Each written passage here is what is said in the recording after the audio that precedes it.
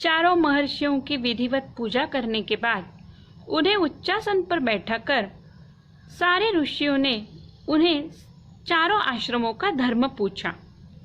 तब सबसे पहले महर्षि सनक ने ब्रह्मचर्य आश्रम वाले ब्रह्मचारियों के धर्म बताने आरंभ किए। उन्होंने कहा, द्विज बालकों को अधिक से अधिक 8 वर्ष की अवस्था में उपनयन संस्कार करा के गायत्री मंत्र की दीक्षा लेके गुरुकुल में निवास करना चाहिए। प्रतिदिन नियमित रूप से भिक्षा मांगकर गुरु को अर्पण करनी चाहिए। गुरु जो दे उसी से निर्वाह करना चाहिए। नित्य नियम से अंगों के सहित वेदों का अध्ययन करे।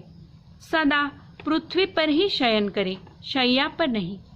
कभी असत्य भाषण न करे, सदा सत्य बोले। अग्नि की आहुति से, सूर्य के अर्घ्य द्वारा, गौ की घास आदि से, ब्राह्मण के आतिथ्य द्वारा, गुरु की सेवा शुश्रूषा द्वारा पूजा करे। दिन में कभी भी शयन न करे। केशों का छेदन न करे, पंचशिखी बना रहे। संध्या वंदन आदि करते हुए सदा सर्वदा पवित्रता से रहे। इस प्रकार 25 वर्ष तक गुरुकुल में निवास करके ब्रह्मचर्य व्रत का पालन करे। पूरी शिक्षा पूर्ण होने के बाद गुरु को दक्षिणा देकर समावर्तन संस्कार कराकर गृहस्थ आश्रम में प्रवेश करे। इस प्रकार सनक महर्षि ने ब्रह्मचर्याश्रम के संक्षिप्त धर्म को बताया। तब उनके दूसरे भाई सनंदन जी ने गृहस्थाश्रम के धर्मों को कहा।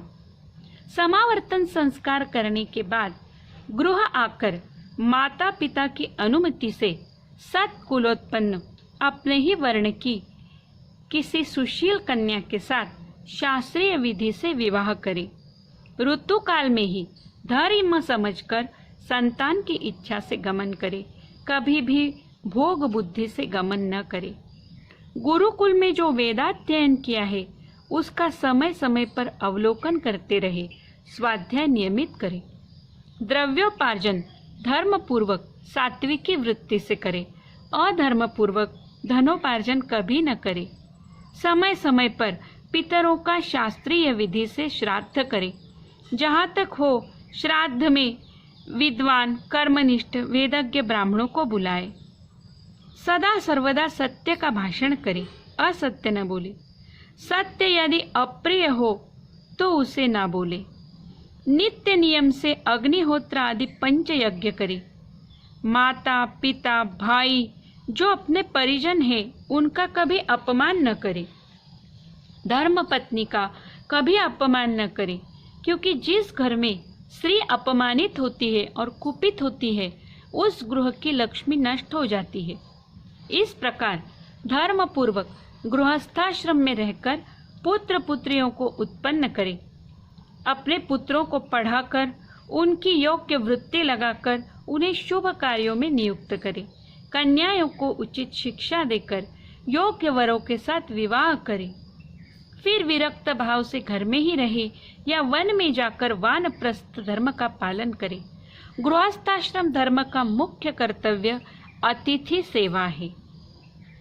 इस प्रकार महर्षि सनंदन ने गृहस्थाश्रम धर्म का वर्णन किया और वो मौन हो गए। तब वानप्रस्थ धर्मों का वर्णन महर्षि सनातन ने किया।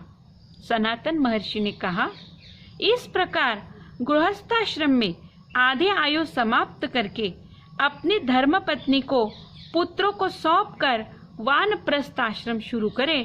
चाहे तो वन में वास करे या तो घर पे ही रह सकते हैं। आप अकेले वन में जा सकते हैं, चाहे तो अपने पत्नी को साथ रखकर वानप्रस्थ जा सकते। वानप्रस्थी वन में निवास करके जटाजूट को धारण करे। कंद मूल फलादि जो प्राप्त हो जाए, जो अन्न मिले उसी में संतोष रखे। तपस्या के लिए शीत ऋतु में शीत में निवास करे, उष्ण ऋतु में धूप में रहे, पंचाग्नि सेवन करे, वर्षा के 4 महीने खुले आकाश में बिताए, भगवान का ध्यान करते रहे। शम दम तप तितिक्षा आदि के द्वारा वैदिक कर्मों का सर्वदा पालन करे। जब तक शरीर में बल रहे, तितिक्षा सहन करने की शक्ति रहे, तब तक अग्निहोत्र आदि कर्मों को करते हुए वानप्रस्थ धर्मों का प्रेम पूर्वक पालन करें। इस प्रकार धर्म का पालन करने पर पूर्ण वैराग्य हो जाएगा और ऐसा पूर्ण वैराग्य जब आ जाए तब संन्यास ग्रहण कर ले। इस प्रकार सनातन मुनि ने वानप्रस्थ धर्मों का वर्णन किया और वह मौन हो गए। तब सनत कुमार महामुनि ने संन्यास धर्म के बारे में बताया। उन्होंने कहा, सन्यासी यम, नियम, आसन, प्राणायाम, प्रत्याहार, धारणा, ध्यान और समाधि, इन अष्टांग योगों को धारण करके समाधि द्वारा ब्रह्म में लीन हो जाए। चारों वर्णों के यहाँ से भिक्षा मांग के लाए, कौपीन तथा दंड कमंडलु धारण करके रहे, सदा ही वेदांत शास्त्र में ही अपनी वृत्ति को लगा रहे। इस प्रकार जो विधिवत शास्त्रानुकूल वर्ण और आश्रम धर्मों का पालन करता है, वह सन्यासी अंत में ब्रह्मलोक को प्राप्त कर लेता है। ऋषि श्री वशिष्ठ जी ने रामचंद्र जी से कहा, हे राघव, इस प्रकार चारों महर्षियों के मुख से चारों आश्रमों का धर्म श्रवण करके वहां पर एकत्रित हुए मुनिगण परम प्रमुदित हुए। सनकादि महर्षियों ने उसके पश्चात उस स्थान पर भगवान सिद्धेश्वर की स्थापना की। तब से यह स्थान सिद्धनाथ तीर्थ नाम से विख्यात हुआ। इस स्थान पर जमदग्नि ऋषि ने अपनी धर्म पत्नी रेणुका के साथ तप किया था। यहाँ किए हुए कर्म जो है, उन शुभ कर्मों का फल अनंत है। इस तरह से यह सिद्धनाथ नेमावर सुप्रसिद्ध तीर्थ है। यह नर्मदा जी की नाभि है। यह सिद्ध भूमि कहलाते हैं। जमदग्नि मुनि का निवास स्थान है। परशुराम जी का जन्म यही हुआ था। गांव के समीप ही परशुराम जी की माताजी रेणुका जी का भी मंदिर है। वह ऊंचे ग्वाल टेकरी पर है। उस टेकरी का नाम पहले मणिगिरी था, फिर ग्वाल टेकरी नाम कैसे पड़ा, इसकी एक कथा है। प्राचीन काल में मणिगिरी की गुफा में एक सिद्ध महात्मा रहते थे। उनकी गुफा में से एक गौ निकलकर एक ग्वाल की गौओं में मिल जाती थी, दिन भर चरती थी। सायंकाल में ग्वाला की गौओं से पृथक होकर चली जाती थी। बहुत दिनों तक वह गौ ग्वाला की गौओं के साथ चरती रही। एक दिन ग्वाला ने सोचा, यह कितने सुंदर और अद्भुत गौ है, यह जरूर किसी महान आदमी की है। मैं तो बहुत दिन से अपनी गौओं के साथ इसे भी चराता हूँ। इसके स्वामी का अगर पता चले तो मैं उसे अपने चरवाही के रूप में धन प्राप्त करूँगा। यह सोचकर जब उस दिन शाम को उसकी गौ वापस जाने लगी तो ग्वाला भी उसके पीछे गया। वह गौ मणिगिरी के मार्ग से गुफा में घुसी। ग्वाला भी वहां घुस गया। उसने एक तेजस्वी महात्मा को देखा। महात्मा जी ने पूछा, तुम यहाँ कैसे आ गए? तो ग्वाला ने कहा, महात्मा जी, मैं बहुत दिनों से आपकी गौ को चराता हूँ, उसकी चरवाही लेने आया हूँ।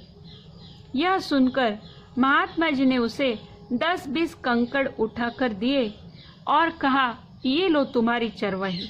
ग्वाला उन कंकड़ों को लेकर गुफा के बाहर निकला। गुफा में तो अंधेरा था, गुफा के बाहर उजाला था। उसने देखा कि अरे, महात्मा जी ने तो मुझे कंकड़ दिए हैं। तो उसने सारे कंकड़ फेंक दिए, 3-4 कंकड़ रख दिए। उसे लगा कि गांव जाकर गांव वालों को दिखाऊंगा कि देखो, महात्मा जी ने मुझे चरवाही के बदले कंकड़ दिए। तो गुस्से से भरकर वह उन 3-4 कंकड़ों को लेकर और बाकी कंकड़ फेंककर गांव पर आया। गांव के समीप पहुंचने पर जब उसने एक बार कंकड़ों को देखा तो वह कंकड़ सुवर्ण के थे। अब उसे बहुत आश्चर्य हुआ और पश्चाताप हुआ। हाय रे, मैंने क्यों फेंक दिए कंकड़, आज मैं मालामाल हो जाता। वह लौटकर दौड़ा दौड़ा वहां आया, परंतु अब न उसे वह कंकड़ मिले, न गुफा मिली, न वो साधु महात्मा। इसलिए जिस टेकरी पर उसे उस सिद्ध महापुरुष के दर्शन हुए थे, उसी का नाम सिद्ध ग्वाल टेकरी रख दिया। कि उसके पश्चात अभी कुछ साल पहले वहां एक बेंगलोर के महात्मा रहते थे। उनका नाम मूंगफली बाबा भी है। क्योंकि वो जीवन भर उन्होंने केवल मूंगफली खाकर ही निर्वाह किया था।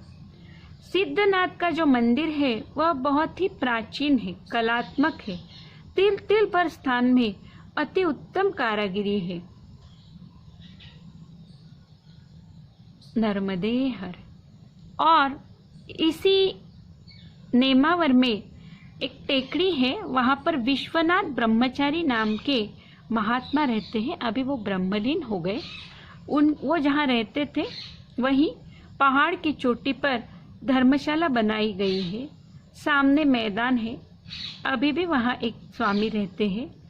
तो विश्वनाथ जी ब्रह्मचारी बहुत बड़े महात्मा हो गए। उनके दर्शन जरूर करने चाहिए। नर्मदे हर। हर हर नर्मदे। हर हर नर्मदे।